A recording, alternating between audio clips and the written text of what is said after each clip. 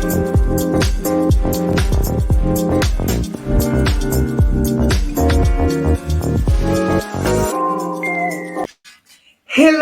and welcome to Finance Conversations. This is the 61st episode of the Merging Life and Money Show, and I am super excited to be here. For those of you who do not know me, I am your host, Marie-Jo César. I assist professional women bridge the gap between life and money by tooling them with the necessary skills and information they need to take control of their money, manage their finances, and recognize that they can live their best lives with the money they have. Thank you for joining in today. So if you are watching the replay, make sure to type #replay in the chat and leave me some comments and questions. Welcome, and welcome. I come to you live every Thursday at 5 p.m. Pacific Standard Time to give you essential information about how to attain financial wellness and live a life of means and purpose. So, as you may know, the Merging Life and Money Show's primary purpose and my very strong why is to empower as many women as possible by sharing what I know about money and finance so that they can live their greatest lives yet. So, as the end of Financial Literacy Month approaches, I will be remiss if I did not talk about its importance and its benefits. So today, I will discuss not just financial literacy, but also financial education and how they assist us in achieving financial wellness. So grab a pen and a notebook, as you might want to take some notes to share and discuss with family members, friends, and colleagues, because it is about sharing values that could benefit others. So if you have any question, again, let me say, make sure to type them in the chat. And if you want to talk to me directly, I will share my contact information later in the show. So before I get into it, I want to take a few minutes to talk about the advent of Financial Literacy Month in the US. So Financial Literacy Month, a nationally recognized program to raise awareness about the need of financial education in schools and for adults, has been around for a very long time. Not necessarily under that label, I might add. So based on my research, financial literacy in America dates all the way back to the founding of the country, 1700s, but its early years were purely informal. So personal finance lessons were not offered in schools, and financial careers specializing in financial literacy for adults did not even exist. I would also say that during that time, money management advice probably came from parents, friends, and professional mentors, right? And it's not until the 19th century, while money management was just as important as it is today, that financial literacy actually still did not have any structured education setting yet. It was only during the 21st century, right? 21st century, that financial literacy was taught in an official manner through a variety of different courses that were typically classified as home economics, with courses like household finances, family finances, or consumer economics.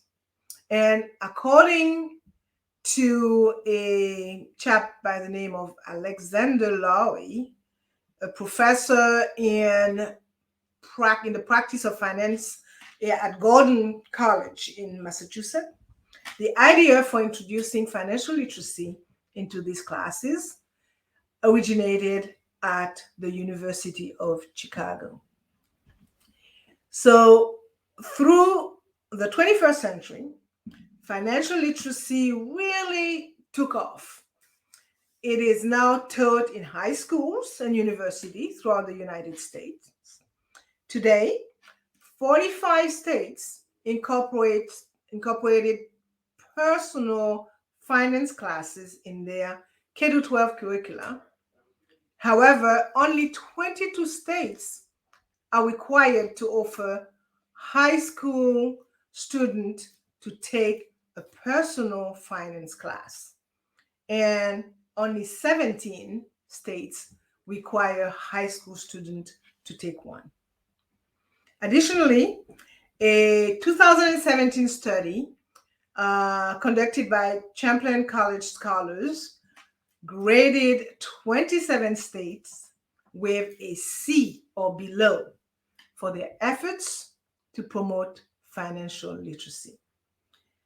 So while there is still lots of room for improvement, I would say that financial literacy has evolved significantly in America, and there are many, many schools and organizations that do an excellent job at teaching it.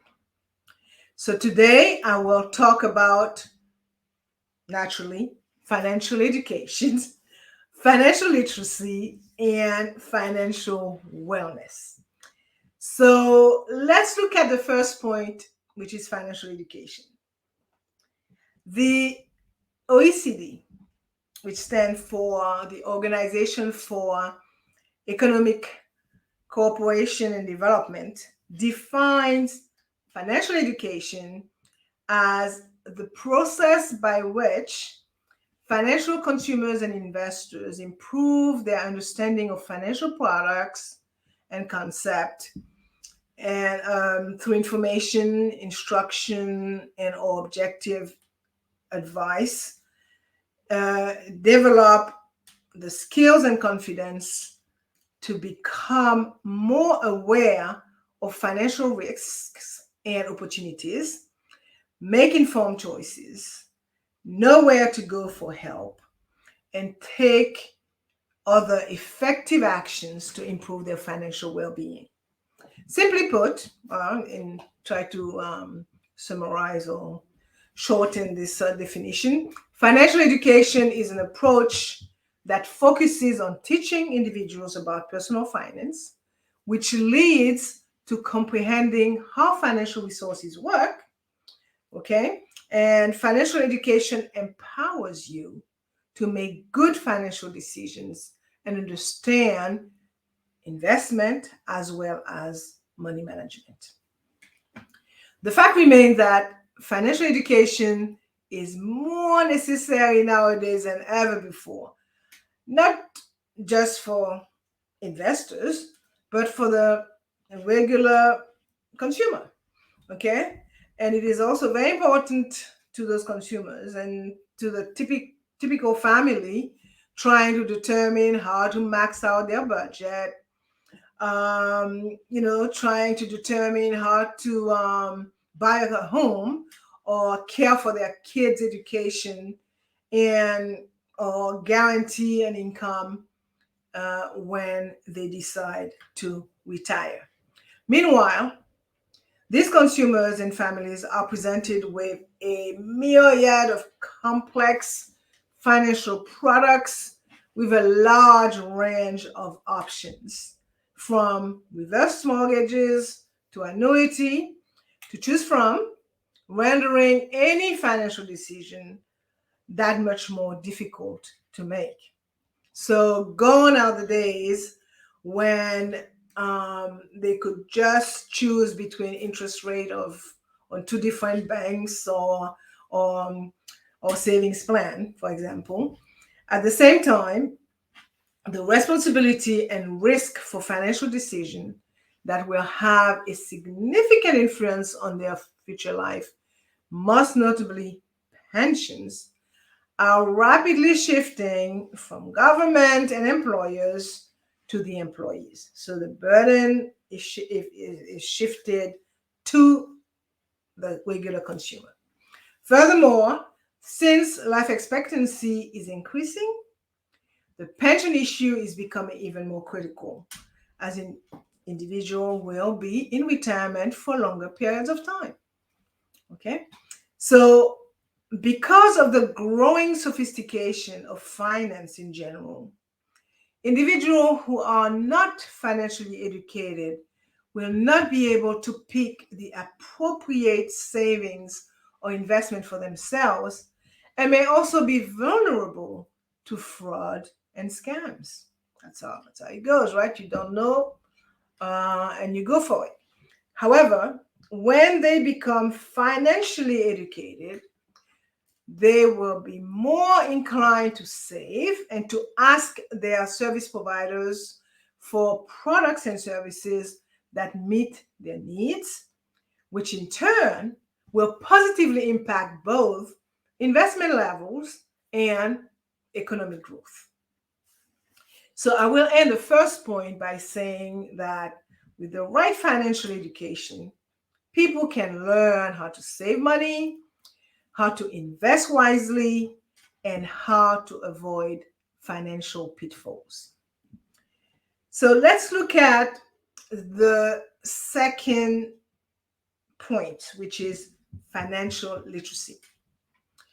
While financial education teaches you about how to manage your money effectively and empowers you to make good financial decisions, financial literacy, on the other hand, is all about understanding the importance of these decisions.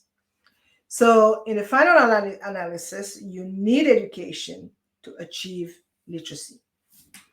So, literacy implies competence in a sense, since it is an application of learning, while having an education does not necessarily result in competence or learning.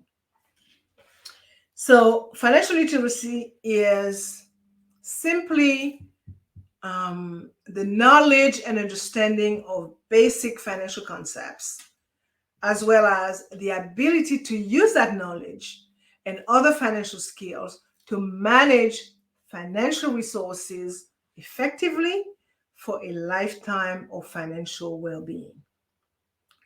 However, financial education goes a step further by teaching people, as I mentioned earlier, to manage their money more effectively and make sound financial choices. So while financial literacy is important, it is financial education that is essential for financial success. Because, again, I'm going to repeat myself, with the right financial education, you can learn how to save money, how to invest wisely, and how to avoid financial disasters. So, while I totally agree that financial education is the key to achieving financial success, financial literacy is more important than ever. Okay, because it has become I would say, a prerequisite for economic survival. Moreover, the path to financial literacy begins with a solid understanding of the basics, including personal finance and money management, which are the foundations of sound financial management. So, these financial literacy terms can be defined in a lot of ways, okay? And I'm going to attempt to define it. So it is the ability to manage money, make good financial choices, and achieve financial independence. It is a person's ability to understand how money works and how it impacts their life. Okay, it is not just knowing how to make a check payment, but being able to understand what that check actually represents in terms of money. Okay, it is more than being aware of the difference between debit and credit. It is a knowledge of the basic principles of money and investments. Okay, and it is not just limited to understanding financial statements, for example, as it encompasses having a good appreciation for the actual purpose of financial statements, as well as the ability to use those financial statements to achieve a desired result. So I will end this point by saying that financial literacy is not a single skills. It is a combination of knowledge, skills, and attitude that enables you to make sound decisions about financial matters, which takes me to the third point of today's show, which is financial wellness. So, most people think of financial literacy and financial wellness as one and the same. When you think of it, right? How can you be financially literate, I should say, without being financially well? Well, guess what? There is a big distinction between the two concepts. And understanding that difference is key to improving your financial well being. So basically, financial literacy is the understanding of financial terms and concepts, but simply understanding finances does not guarantee that your life, or that you will be, I should say, financially well, right? So, as explained earlier, financial literacy is developing an awareness and comprehension of how money works and how to manage it effectively. It often covers matters such as creating a budget, managing and paying off debts, and savings for the long term, such as purchasing a home or establishing a retirement nest egg. Conversely, financial wellness is the actual implementation of what you know, hence the difference.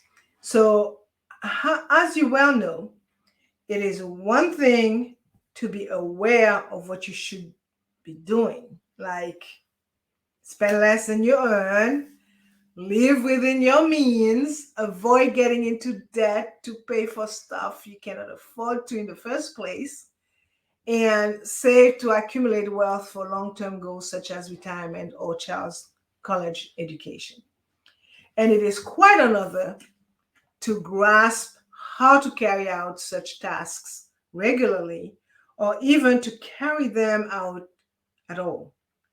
So, despite knowing better, right, some people just continue to dig themselves deep into that and choose to face the consequences later.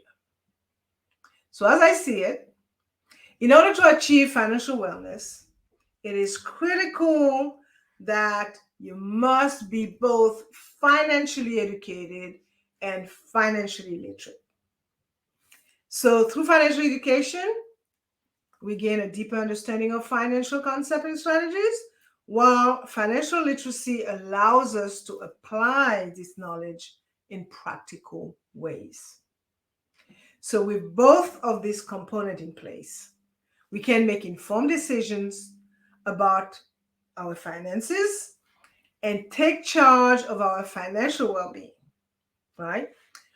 Whether it is sorting through investment options or planning for retirement, financial education and financial literacy provide us with the tools we need to take action and become financially successful.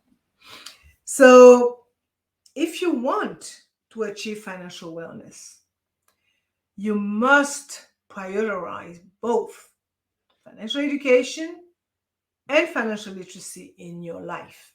After all, they are key components of any successful financial journey. So I will conclude this third point by saying that in our fast-paced society, it is all too easy to get caught up in the day-to-day grind and forget about our long-term financial goals, right? Before we know it, years have passed and we still have not saved for retirement or created a solid emergency fund. So, while financial literacy is key to avoiding this fate, I must point out that it is only part of the equation.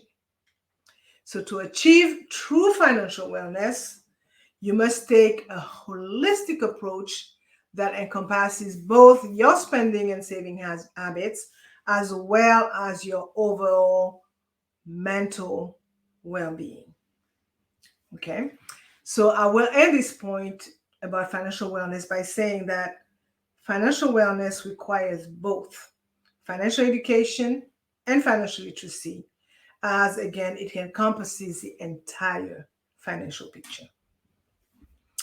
Okay, so I'm going to wind down some and summarize what I talked about today. Well, I explained financial education, financial literacy, financial wellness, and I explored the difference, the importance, and the benefits of each of those concepts. So I hope that you have enjoyed the show and that its contents have shown you that financial wellness is about more than just having good financial literacy.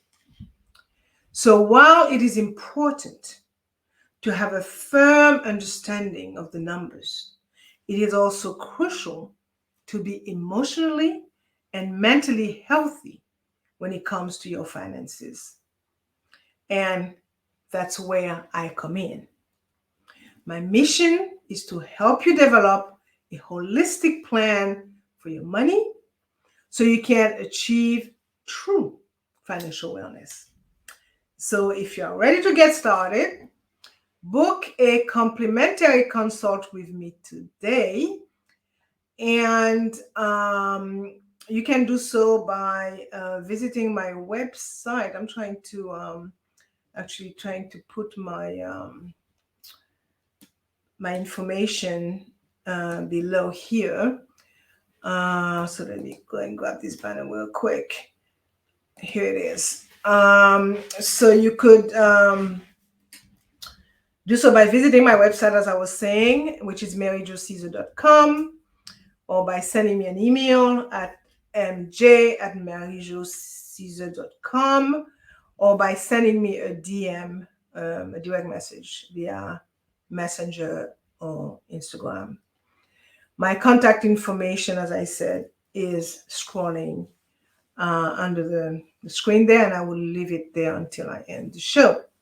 So as you know, I like to end the show with a quote, and today I will read a short statement that I found while I was doing my research for today's show.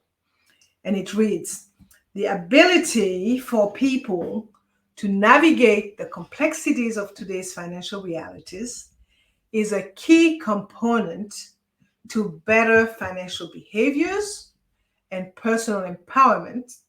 And without financial literacy and financial education, the economic prosperity of the country as a whole is at risk." So this brings us to the end of today's Merging Life and Money episode. Again, I hope that you enjoyed today's show, and I encourage you to watch the replay because it was a lot to take in. So for more information about how to achieve financial wellness from the inside out and live a purposeful life with the money that you have, join me next week, Thursday at 5 p.m. Pacific Standard Time, 6 p.m. Mountain Time, 8 p.m. Eastern Time, 9 p.m. Atlantic Standard Time for my Bermudian peeps, and 10 a.m. Friday, Brisbane, Australia time for my Australian friends. Thank you for being here today on the Merging Life and Money Show. I am your host, Marie-Jo César, and I will be back again next week. Until then, continue merging life and money. Bye for now.